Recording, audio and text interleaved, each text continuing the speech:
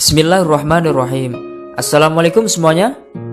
Tanggal 21 Ramadan tahun 40 Hijriah yang bertepatan dengan tanggal 21 Januari 661 Masehi menjadi tragedi berdarah selanjutnya setelah terbunuhnya Utsman bin Affan, yaitu tewasnya Sayyidina Ali bin Abi Thalib karramallahu wajhah akibat dibunuh oleh Abdurrahman bin Muljam, yakni seorang khawarij yang ahli ibadah, rajin puasa, tahajud, bahkan hafal Al-Quran.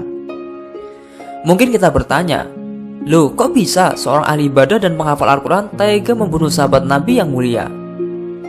Nah, untuk lebih jelasnya, tonton video ini sampai selesai ya. Dan jangan lupa klik like subscribe channel ini, agar channel ini bisa semakin eksis dalam men-syiarkan kisah-kisah Islami lainnya dalam kemasan bergambar. Sayyidina Ali bin Abi Thalib adalah sahabat Rasulullah SAW yang istimewa, sehingga beliau mendapat gelar karramallahu wajhah. Alasan gelar ini adalah karena Sayyidina Ali bin Abi Thalib tidak pernah menyembah berhala atau bersujud kepada berhala sepanjang hidupnya. Beliau dikenal sebagai seorang yang tidak pernah melihat auratnya sendiri dan juga orang lain. Ia begitu menjaga pandangannya sehingga terbebas dari melihat aurat seseorang. Sayyidina Ali bin Abi Thalib sendiri lahir di area Masjidil Haram Mekah pada hari Jumat tanggal 13 Rajab. Satu riwayat menyebutkan bahwa Ali bin Abi Thalib lahir sekitar 32 tahun setelah tahun kelahiran Nabi Muhammad SAW. Saat usianya 8 tahun, ada yang mengatakan 10 tahun, Ali bin Abi Thalib sudah memeluk Islam. Hal itu menjadikannya sebagai orang yang pertama kali masuk Islam dari kalangan anak-anak. Saat itu, Ali bin Abi Thalib tidak sengaja mendapati Nabi Muhammad dan Sayyidah Khadijah sedang melakukan suatu ritual. Semula bertanya tentang apa yang dikerjakan pamannya itu. Nabi Muhammad kemudian menjelaskan bahwa yang dikerjakannya adalah sholat. Beliau lantas menyuruh Ali bin Abi Thalib untuk masuk Islam. Singkat cerita, Ali menerima dakwah Nabi Muhammad untuk masuk Islam tanpa meminta izin atau pendapat dari orang tuanya, yakni Abu Thalib. Ali bin Abi Thalib juga seorang sahabat yang cerdas. Jika para sahabat lainnya menemukan sebuah persoalan yang tidak tahu jawabannya, maka mereka akan mendatangi Ali bin Abi Thalib untuk meminta jawaban. Para sahabat juga sudah maklum kalau Ali memang orang yang tepat untuk diminta jawaban atas persoalan yang mereka tidak tahu jawabannya. Nabi Muhammad juga mengakui kecerdasan Ali bin Abi Thalib. Dalam suatu hadis, Nabi mengatakan bahwa dirinya adalah kotanya ilmu, sementara Ali bin Abi Thalib adalah gerbangnya ilmu. Ana madinatul ilmi wa Ali babuha. Sayyidina Ali diangkat menjadi khalifah dikala Rasulullah dan ketika khalifah lainnya telah wafat. Selama beliau memimpin umat, terjadi berbagai macam cobaan dan badai fitnah yang keji yang selalu datang silih berganti, hingga terjadilah perpecahan golongan akibat tidak sesuai dengan pendapat Sayyidina Ali.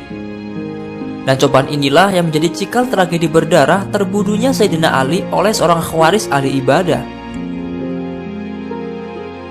Namun ternyata Sayyidina Ali sudah mengetahui prediksi kematiannya melalui wasiat dari Rasulullah SAW. Dahulu pada suatu hari, Nabi Muhammad SAW berkata kepada Ali, "Wahai Ali, barang siapa yang mencintaimu, sesungguhnya ia telah mencintaiku. Barang siapa membencimu, sesungguhnya ia membenciku. Wahai Ali, sesungguhnya aku melihatmu tidak akan mati, hingga jenggot ini dicelupkan dengan darah." Maka Ali pun mengetahui bahwa dirinya akan mati terbunuh. Pada suatu hari, Nabi Muhammad SAW berkata kepadanya, "Wahai Ali, sesudahku nanti engkau akan ditimpa kepayahan yang amat sangat." Ali lantas bertanya, "Wahai Rasulullah, apakah agamaku akan selamat?" Nabi Muhammad lalu menjawab, "Ya, agamamu akan selamat." Ali berkata lagi, "Kalau begitu, aku tak peduli." Begitulah Rasulullah yang ternyata terlebih dahulu mengetahui kondisi wafatnya Sayyidina Ali. Alhasil ternyata benar, masa kekhalifahan Ali memang sangat berat. Hal itu karena pembangkangan penduduk Syam dan Irak, juga karena fitnah-fitnah yang banyak terjadi pada masa kekhalifahannya. Setiap hari musibah semakin berat, krisis membelitnya, dan ia merasakan ajalnya semakin dekat. 3 orang dari golongan Khawarij telah bersekongkol hendak membunuh Ali bin Abi Thalib, Muawiyah bin Abi Sufyan, dan Amru bin As. Ketiganya pun hendak dibunuh pada hari yang sama, yaitu pada hari ke-17 dari bulan Ramadan. Mereka bersepakat bahwa Abdurrahman bin Muljamlah yang akan membunuh Ali. Ibnu Muljam mengasah pedangnya selama 40 hari. Lalu sampailah ia ke Kufah, dan di sana ia bertemu dengan seorang wanita Khawarij yang membuatnya merasa kagum terhadapnya. Ia kemudian meminangnya, dan wanita tersebut meminta mahar berupa kepala Ali bin Abi Thalib.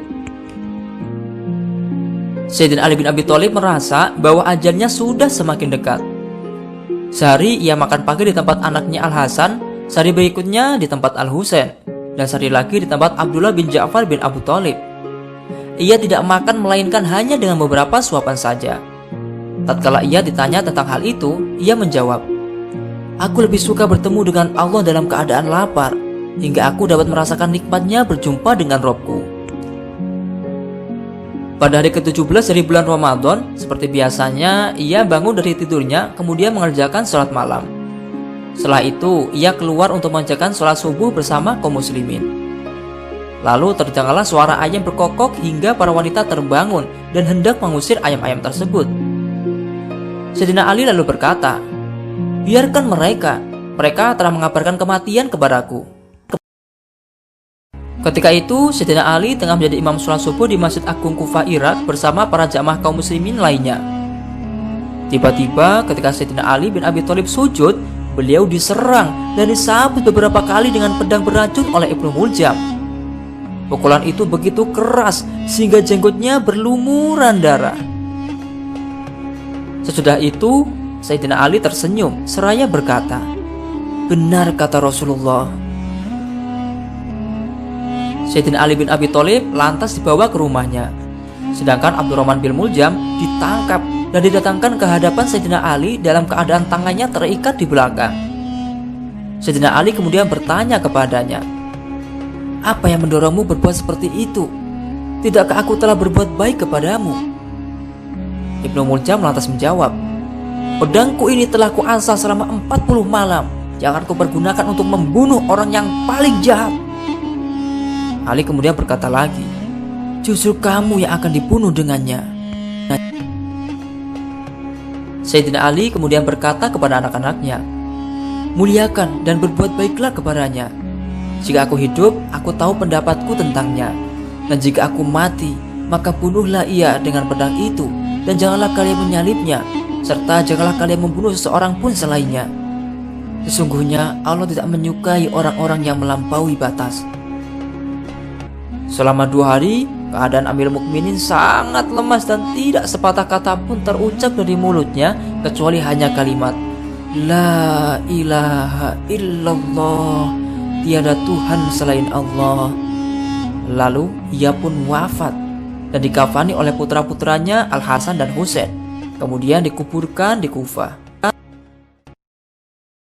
Sayyidina Ali bin Abi Thalib dibunuh karena dianggap kafir. Salah satu sebabnya, Sayyidina Ali dalam menjalankan pemerintahannya tidak menggunakan hukum Islam, tapi hukum musyawarah. Sang pembunuh menggunakan ayat "Wa man lam yahkum bima anzalallahu faulaika humul kafirun", yang maksudnya barang siapa yang tidak menggunakan hukum Allah maka ia dianggap kafir. Sebagai sandaran perbuatannya, ironisnya pembunuhan itu terjadi pada bulan puasa yang seharusnya pada siang hari makan dan minum aja tidak dilakukan, apalagi membunuh. Itulah akibat fitnah dan kesalahan Ibnu Muljamah dalam penafsiran ngawur sehingga berujung maut. Setelah itu, Al-Hasan diangkat menjadi khalifah. Hal itu hanya berlangsung 6 bulan saja. Kemudian ia melepaskan kekhalifahnya kepada Muawiyah bin Abu Sufyan hingga fitnah berakhir secara sempurna. Dan tahun tersebut dinamakan dengan tahun jamaah. La haula wala quwata illa billah. Nah, itulah sekilas kisah Sayyidina Ali bin Abi Thalib. Semoga dengan kisah ini kita bisa meneladani akhlak mulia beliau. Jangan lupa subscribe juga channel Muhtadil Anwar ya. Wallahu a'lamu bishawab wal muradi. Terima kasih telah menonton video ini. Jika ada kesalahan dalam penulisan secara di atas, kami mohon maaf yang sebesar-besarnya dan mohon untuk meluruskan lewat kolom komentar ya. Jangan lupa tinggalkan jejak dengan cara klik like, subscribe, komen, dan share video ini sebanyak-banyaknya agar channel ini bisa mencapai 1 juta subscriber dan sebagai eksis dalam mensiarkan kebaikan. Amin. Saya akhiri, wallahul muwaffiq ila aqwamit thoriq. Assalamualaikum warahmatullahi wabarakatuh.